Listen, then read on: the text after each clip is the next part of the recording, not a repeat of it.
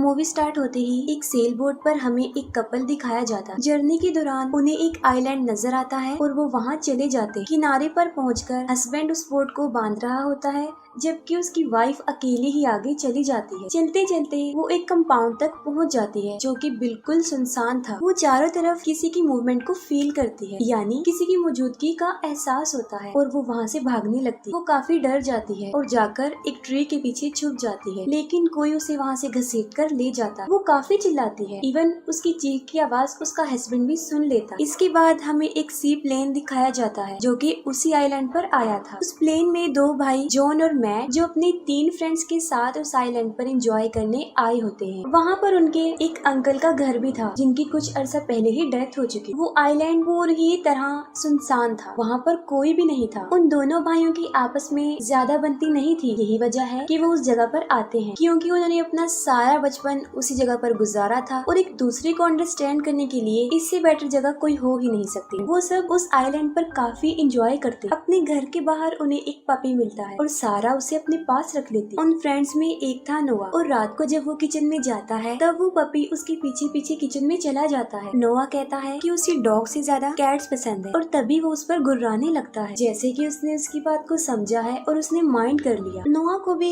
कुछ हद तक ये अजीब लगता है और फिर वो बाहर आ जाता है और वो पपी भी वहाँ से निकलकर भाग जाता है। सारा को उसकी काफी फिक्र होती है और वो जॉन के साथ उसे ढूंढने जाती है। बाहर वो उन्हें मिल जाता है और जैसे ही वो उसके पास जाते हैं एक बड़ा डॉग उन पर अटैक कर देता है। वो सारा के पाँव पे बाइट करके वहाँ से भाग जाता। सारा का इतना गहरा जख्म देखकर निकी प्लेन तैयार करने का कहती है, लेकिन जॉन वहाँ से नहीं जाना चाहता था। वो कहता है कि ये कोई इतना बड़ा इशू नहीं है। कुत्ते के काटने पर 7 दिन में अगर वो इंजेक्शन लग जाए तो उसका पॉइजन पूरी बॉडी में नहीं फैलता। और वो कहता है कि कुछ और दिन वो यहाँ पर स्पेंड कर सकते, और तब सारा भी उसकी बात मान लेती है। रात को मैट निकी को बताता है कि पहले यहाँ पर एक डॉग्स ट्रेनिंग कंपाउंड था और अपने बचपन में वो लोग वहाँ पर पपी से खेला करते। वो कहता है कि उन डॉग्स में एक को इन्फेक्शन हो गया था और तभी मजबूरन सारे डॉग्स को मारना पड़ा। नेक्स्ट मॉर्निंग सारा का बिहेवियर बिल्कुल ही अजीब था। वो किसी से भी सही तरह बात नहीं कर रही थी और वो खाना भी ऐसे खा रही होती है जैसे कि सदियों से उसने कुछ खाया ही ना हो। निकी और सारा को वहाँ पर छोड़कर वो तीनों हंटिंग के लिए चले जाते, लेकिन जंगल में उन्हें कोई भी हिरन और खरगोश नहीं मिलता। नोआ वहाँ पर फोटोग्राफी करने लग जाता है और तभी अचानक उसके सामने एक डॉग आ जाता है। वो आहिस्ता से पीछे होने की कोशिश करता है, लेकिन उसके पीछे भी डॉग बैठा होता है। वो अपने चारों तरफ देखता है, तब उसे पता चलता है कि कुत्तों ने चारों तरफ से उसको घेरा हुआ है। वो अपनी जान बचाकर वहाँ से भागता है और तब उसे जॉन और मैट मिल जाते। वो उन्हें बताता है कि इस आइलैंड पर बहुत सारे डॉग्स हैं और ये जगह उनके लिए सुइटेबल नहीं है। और तभी अचानक से उनके सामने वही आदमी आ जाता है जो मूवी के स्टार्ट में हमें बोट पर दिखाया गया था। उसकी हालत काफी खतरनाक थी। वो कुछ भी बताने की कि उसके साथ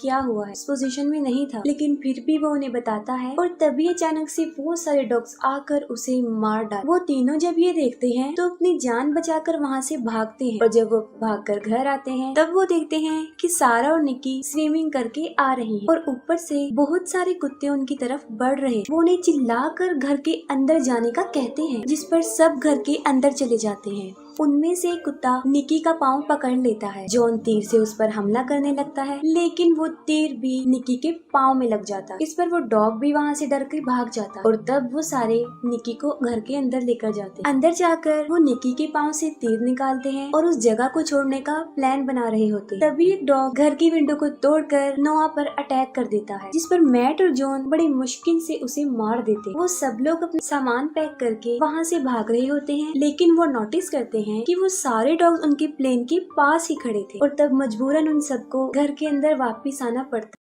फिर नोआ देखता है कि उनका प्लेन समंदर की तरफ जा रहा था, क्योंकि उन डॉग्स ने उसकी रस्सी को काट दिया था। वहाँ से भागने का उनके पास अब कोई रास्ता तो नहीं बचता और फिर वो डॉग के पास जाते और जॉन पानी में कूद जाता है। और जैसे ही वो प्लेन के पास पहुँचता है वो देखता है कि 2 डॉग प्लेन के ऊपर बैठे हुए थे और जॉन को वहाँ पर देखकर वो भी पानी में जंप कर देते हैं। जॉन जल्दी से अपनी जान बचाकर किनारे पर आ जाता है। इसके अलावा वहाँ पर मौजूद और भी बहुत से डॉग्स उनके पीछे पड़ गए और तब वो जल्दी से भागकर घर में घुस जाते। अब तो उनका प्लेन भी जा चुका था, लेकिन उन्हें जान बचाकर जल्दी से जल्दी वहाँ से निकलना भी था। वो सब गैराज तक जाकर वहाँ से कार निकालने का प्लान बनाते, क्योंकि उसमें बैठकर वो लोग कंपाउंड तक जा सकती थी और वहाँ से किसी की हेल्प भी ले सकती। इस पर मैट उस गैराज तक पहुँचने के लिए तैयार हो जाता और उसे एक रस्सी के सहारे पर लटक कर उस गैराज तक पहुंचना था। लेकिन निकी, जो इस काम में काफी एक्सपर्ट थी और मैट की जगह वो जाती है, वो रस्सी पर लटक तो जाती है लेकिन गैराज तक नहीं पहुंच पाती और सारे डॉग्स उसको देख लेते और वो भी वहाँ पर पहुंच जाते, लेकिन किसी तरह वो गैराज तक पहुंच ही जाती है। वो गाड़ी में बैठकर उसे स्टार्ट करती है लेकिन कार स्टार्ट नहीं हो रही थी और तभी सारे डॉग्स गैराज में पहुंचकर उसे चारों तरफ से घेरा डाले और तब वो बड़ी मुश्किल से कार से निकलकर छत तक पहुंच जाती है। तब जॉन तीर की मदद से उसकी तरफ एक रस्सी भेजता ताकि वो उस रस्सी के सहारे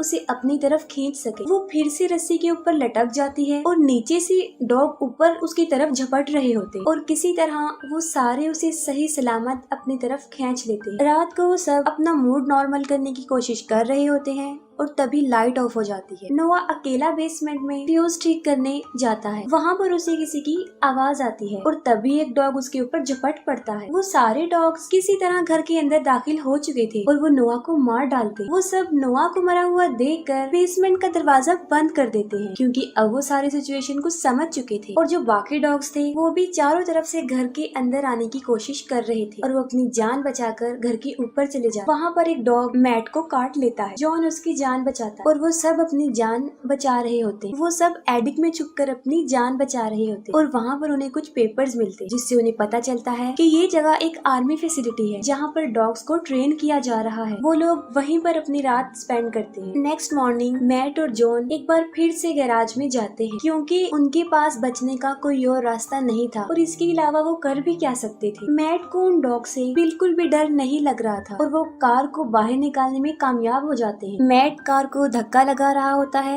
जबकि जॉन उसे स्टार्ट करता है लेकिन इससे भी उन्हें कोई फायदा नहीं हो और तभी सारे डॉग्स उनके पीछे पड़ जाते। मैट जो कि बाहर होता है बड़ी मुश्किल से कार के ऊपर चढ़ के अपनी जान बचाता है और फिर गाड़ी के अंदर बैठ जाता है। उन्हें भी चारों तरफ से डॉग्स ने घेर लिया था और अब उनकी कार भी रुकने वाली थी। जॉन रिस्क लेते हुए कार को खाई की तरफ मोड़ लेता क्योंकि यही उनके पास लास्ट होप थी और फिर खुशकिस्मती से ठीक वक्त पर वो कार स्टार्ट हो जाती है और तब वो कार को रिवर्स करते और वहाँ पर वो ये बात खोज लेते हैं कि उन डॉग्स को शोर बिल्कुल भी पसंद नहीं है। वो कार लेकर घर के पास जाते हैं और निकी और सारा को नीचे बुलाते। निकी नीचे आकर उन्हें बताती है कि सारा नीचे नहीं आना चाहती। तब जॉन उसे लेने ऊपर जाता है और तभी एक डॉग वहाँ पर आ जाता है और सारा पर अटैक कर देता है। जॉन खिड़की से नीचे गिर जाता है और सारा भी उस डॉग के साथ खिड़की से बाहर निकल के एक टूटे हुए झूले पर गिर जाती है और ऑन द स्पॉट उसकी डेथ हो जाती है। सारे डॉग्स उसे खाने लग जाते और फिर वो तीनों बचते हैं और वहाँ से भागने की कोशिश करते।